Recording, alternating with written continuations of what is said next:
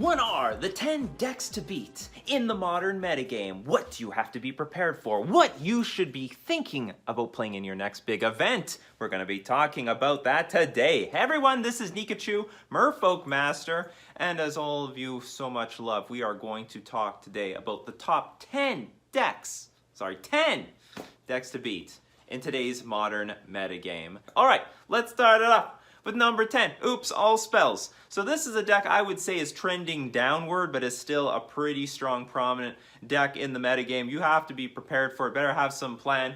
It shot up like a bottle rocket. It was winning events, going deep, consistently getting into the top 8 and top 32 of events. And there was a point where I was seeing it like once every single league. I was getting sick of it. But I think a lot of other people had the same impression. They had to adapt, finding new ways to beat this archetype, either like playing Surgical Extraction or Pithing Needle. There's a lot of really simple tools in order to squash this thing, and people are picking it up, but still, it's like a really good deck to jam. Like, if you want to just play through tons of leagues, just run this thing. You either completely winning in 3 turns or you're completely lost in 3 turns. And it's not like a really difficult combo deck to like go off with. I mean, you just blurt your hand, you put your whole deck into the graveyard, and boom! Basically, the thing plays itself. So, Oops, All Spells, trending downward. Keep your eye on it. Still have a plan for Oops, All Spells. All right, number 9. This is a new one. Pay attention here. Hammer Time. Hammer Time looked like some janky nonsense, but after winning a modern challenge, completely changed the opinion of everybody else. And as more and more prominent streamers and pros started to pilot, they started realizing there's actually something to this deck. And you know what?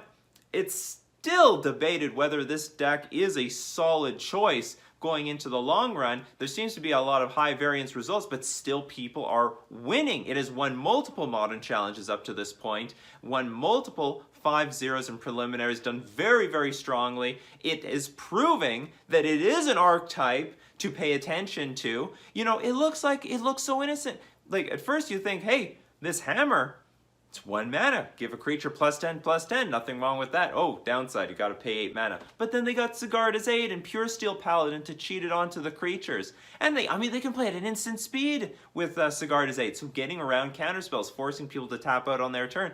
So it's actually like a really powerful deck. And it can get these really explosive starts. It's beat my ass down countless times by turn 3, and it can do the same thing against a lot of other archetypes while still having a little bit of grind to it. So make no mistake, Hammer Time, be prepared for it, have a plan. I'm sure it's beatable, but the thing is, no one's playing Artifact Hate right now. Where are the Collector Oaths, the Stony Silence? There's no prominent artifact deck. So if you really want to get in on this deck, this is the time to do it.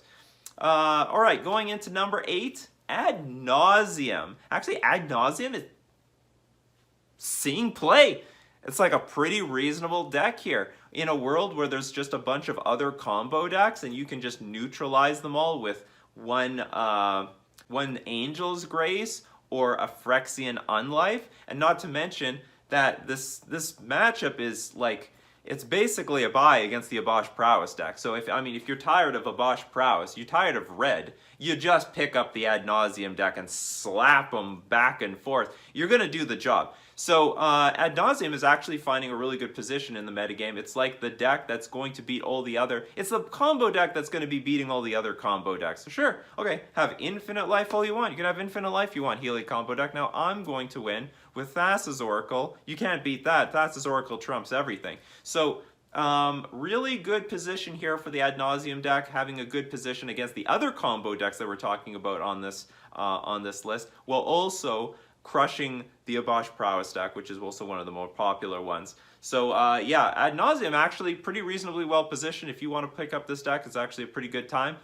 It's number 8 on our list. Number 7, Tron. I can even squeeze in a little bit of Eldrazi Tron in there. Yeah, you could we'll lump them up together, but basically Tron. I don't even know why it's around. It's just around. It's Tron, like Tron never sort of goes away.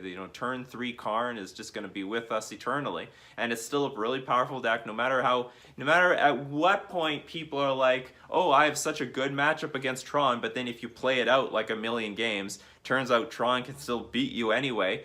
There is something to be said about how it has an advantage against the Heliod combo deck, like the Heliod Company deck, because it can reset the game with Karn. So if you have infinite life with, you know, your spike feeder combo, that doesn't necessarily mean anything when Karn says, you know what, let's have another game, but I have a whole bunch of extra permanents on the battlefield. So, and not to mention, it still has the ability to completely wipe the opponent's board, and it's still like, it's still Tron. Tron is Tron, so like Tron is number 7 on the list. Going on to number 6, Amulet Titan. Now Amulet Titan's still very strong.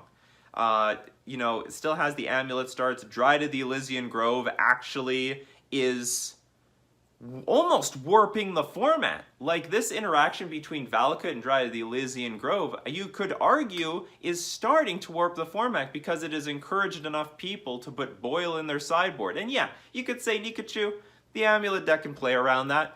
But sometimes they can't. Sometimes they gotta go for it. They gotta go for these Dryad lands and get wiped out by the Boil. So many people have Boil in their sideboard. Why? Because of the Uro decks and these Dryad of the Elysian Grove decks, and Amulet is absolutely contributing to it. So this is still super powerful, very consistent, like turn 3 Titans are always on the way, and it's sort of like Tron. You know what? No one's beating up big mana right now too badly.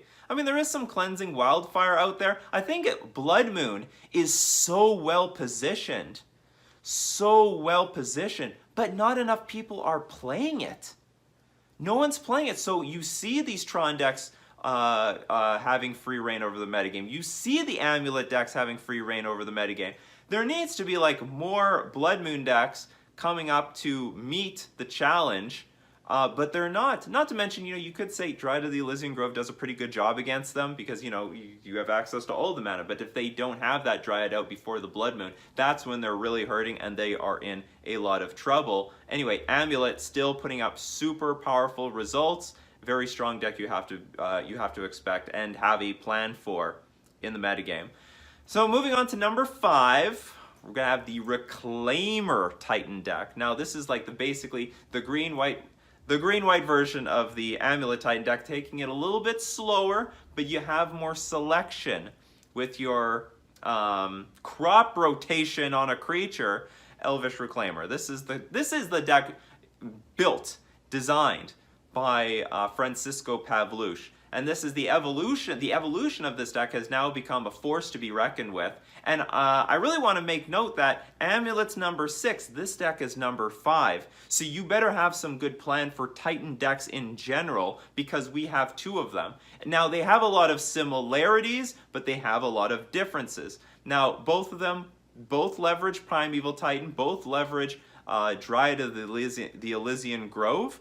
They both leverage Valakut the Molten Pinnacle and also Field of the Dead. Now, what makes them different is that one is way more explosive with Amulet, and one is being a lot more patient and being a little bit more grindy with the green-white Reclaimer deck.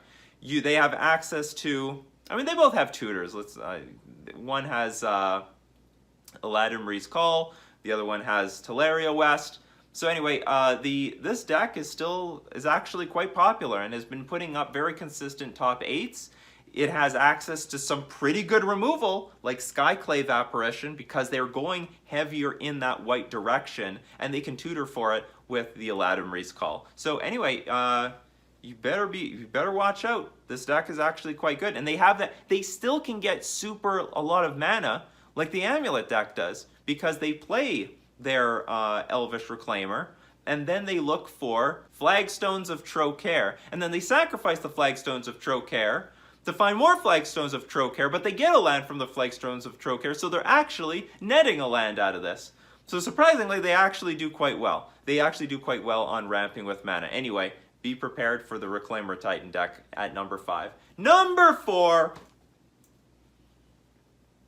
How many combo decks are on this list? What do we have? 1, 2, 3, 4, 5, 6 if you count Tron. We're now at Heliod Company. So this is super popular deck, has exploded, has stood the test of time. stood the test of time. 2 separate combos. Also, they could just beat your ass down with their creatures. So there's 2 combos here you have to fear. You have to fear Heliod into Walking Ballista, the Heliod giving the Walking Ballista lifelink, and then they shoot you for 1,000,000 damage, or Heliod and Spike Feeder to gain infinite life. Now this deck is probably way better than it looks. It's probably way better than how it's performing on Magic the Gathering Online, because Magic the Gathering Online, it doesn't let you have infinite life. It only lets you have finite amount of life. You know, as much life as you have time. And paper Magic, you just have Spike Feeder in play, you got your Heliod in play, you say, okay, I'm at a bazillion life, and effectively you can't win the game. Whereas online, that is not the case. That is not true. You can put yourself to 200, but it doesn't matter if someone with 1,000,000 Field of the Dead zombies is attacking you for like 50 a turn. They can actually reduce your life total down to 0 eventually, and you won't have enough time to gain enough life. All that being said, still super prominent, doing really well, has great matchups, multiple combo pieces. It can go on a beatdown plan if it wants to. Super disruptive. Walking Ballista is just pain in general. But having all those multiple different combos available, and so consistent too, between the Ranger Captain of Eos and also the Aladdin Marie's Call in order to find the combo pieces. Not to mention, Ranger Captain of Eos is amazing because it protects the combo. You just sacrifice it, and then your opponent has to make a decision what they're going to do, and sometimes it doesn't even matter. Like, negates removal, negates counterspells, negates any sort of interaction. So Ranger Captain of Eos is a super powerful piece to enable the combo of the Heliod Company deck. It basically is a deck that can beat anything. Like, I don't know if there's any like super terrible matchups, but of course if you're playing a deck like this, you're gonna have game against it all. So, and of course you could just collect the company into the combo. Oh my god, it makes me sick. Oh my, I hate that. Board is empty.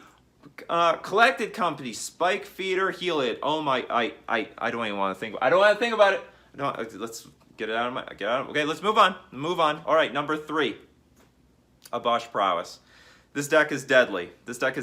And M. Hayashi is the leader of the on Magic the Gathering Online for trophies for a reason. Really good deck to jam too. I imagine this deck is when you get really proficient at it, you can start just cranking out those games one after another. So it's a really good deck to jam, and really powerful. It's like a prowess deck that doesn't run out of gas. If you watch these games play out, they just play spells for forever.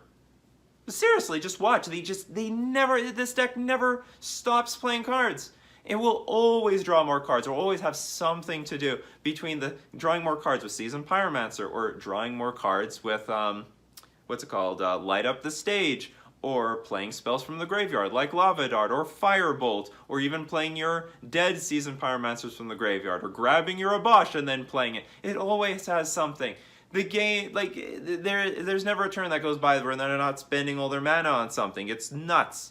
So the best thing about this deck, which I think has made it quite resilient to being hated out completely, is it's playing with cards that has all the answers to the red cards. So I mean, if you think you're just gonna easily win the game with Auriok Champion or Core Firewalker, they're playing with Kozilek's Return. They're playing with Blast Zone, for crying out loud. Blast Zone. So what else goes on with this deck? So it's got the answers to your opponent's answers, and not to mention Blast Zone can blow up basically anything, so long as it's not 0 CMC. Also the artifact hate with Shattering Spree against Chalice of the Voids, or any other problematic artifacts. So anyway, the deck is super deadly, and because M. Hayashi is doing so well with the deck, has proven its worth. A lot of people, it's really contagious. A lot of people are picking it up. A lot of people are playing it, and I mean, it's number 3 on this list. Could have been number 2. Maybe it's gonna be number 2 next month, because it's catching fire. That's right. It's just spreading like wildfire. Moving on to number 2, Death Shadow in all its forms. We're talking Jund Death Shadow, we're talking Rakdos Death Shadow. Deck is super powerful. Scourge of the Skyclaves, what can I say? It's Death Shadow 5 to 8. And if you didn't think you had a good game against Death Shadow before, then what are you going to do when you're up against 8 Death Shadows, you know? What are you going to do when you're up against 8 Death Shadows and a Tarmogoyf? And now these decks are actually adopting Monastery Swift Spear. So you got Swift Spear, and sometimes Bomat Courier is like in the mix. Bomat Courier is actually maybe like a really underrated one-drop for a million years. Now, like, all of a sudden, everyone's playing it. You can see it in Obosh Prowess. You can now see it in Death Shadow. It's a 1/1 that draws cards, basically. And when your hand is empty, you just fill your hand with a million cards. Oh, yeah, there's another point to the Obosh deck. Sometimes they just draw 6 or draw 7 because they had this damn creature that refilled their hand. It's crazy. And you see that in the Death Shadow deck as well. Except this deck can kill you out of nowhere with Temur Battle Rage. I mean, it's pretty crazy. Your opponent attacks you with a Scourge of the Skyclaves, alright? And then if they Temur Battle Rage it, giving it double strike, it's going to hit you for damage, say 4. And then if your life total goes down before the next damage before regular damage resolves, it will increase the power of the Scourge of the Skyclaves. All of a sudden you could go from like, you could be taking, you would think you would take 8, but instead you take 12 because you take 4, you lost 4 life, increasing the power of Scourge by 4, then you take 8. Very deadly deck, very popular. We all knew that Death Shadow was pretty stock for a very long time. This, and now most of the Death Shadow decks play Lurrus. In all of its iterations, they're very deadly, very consistent, and they are the Thoughtseize decks of the format. Thoughtseize actually reasonably doing well right now. You look at the list, it's basically all combo. Thoughtseize, this is the Thoughtseize deck to play. Super proactive game, hard to disrupt, hard to combat, and also they've got a lot of grind between the Bomat Couriers and also Lurrus. Death Shadow's number 2. All right, guess what's number 1? Take a guess. Uro Omnath decks. And now I actually counted them up. And between like Uro Omnath and Sultai and Simic and Temur and like all variations of Uro, they take up 14% of the metagame. That's more than Splinter Twin at its height. At Splinter Twin's height, it was only like somewhere between 10 and 12% of the metagame. This is 14% of the metagame. 14%. Uro's all over the place. And still consistently doing incredibly well. It's been now very well documented that they have like one of the best win rates out of any other deck in the metagame per people that are playing it. So Uro, you still have to be prepared for it. It's like the deck, the type of archetype to beat. And there are so many different variations of it, but a lot of the builds are very similar. You're going to have a mix of Uro or Omnath and Planeswalkers, Cryptic Command all the time. You got Cryptic Command, you got to deal with the Field of the Dead, you got to deal with Mystic Sanctuary. So they all sort of blend and meld in at the same time. And generally, a lot of the strategies are still going to work. I'm still telling you, people, you play your Relic of Progenitus. You got to play some Graveyard Hate. I don't understand why there's not enough Graveyard Hate. We don't have enough Graveyard Hate or Artifact Hate in the metagame right now. People are just trying to do their own thing. The only deck interacting with people is basically Death Shadow. And then maybe the Uro deck with counterspells and stuff. So anyway, the Uro deck still number 1, has been number 1 for months now, and it's underrated. This deck's underrated. What can I say? It's expensive. It's over $1,000. Hard to borrow. You have to buy into some of the pieces before you even start borrowing the rest of the cards with like services like Mana Traders, the premier place to rent Magic cards online. And if you want to try out any of the decks on this top 10, you can find them all in the description, and you can also support the channel using my Mana Traders link in the description below, or you can save yourself 15% off your first 3 months using my coupon code Nikachu. And Uro, easily, I mean, this is a tough deck to borrow. You could borrow most of the deck, hopefully you own some of the cards, like a few Force of Negation, and underrated as a result of that. You know what, if this was more affordable, I think there would be way more Uro decks in the metagame. I think a lot of people recognize that. It's the most expensive deck, and overwhelmingly is one of the best decks in the metagame. What do you think of my list? Do you like my list? Maybe you don't like my list? I like my list. I think it's pretty accurate. And yeah, if you want to find deck lists to everything that we talked about, I've chosen what I think are the best ones, the most successful versions, in the description below if you want to take them for a test drive. This has been Nikachu, Merfolk Master, talking about the top 10 decks you need to beat in December 2020.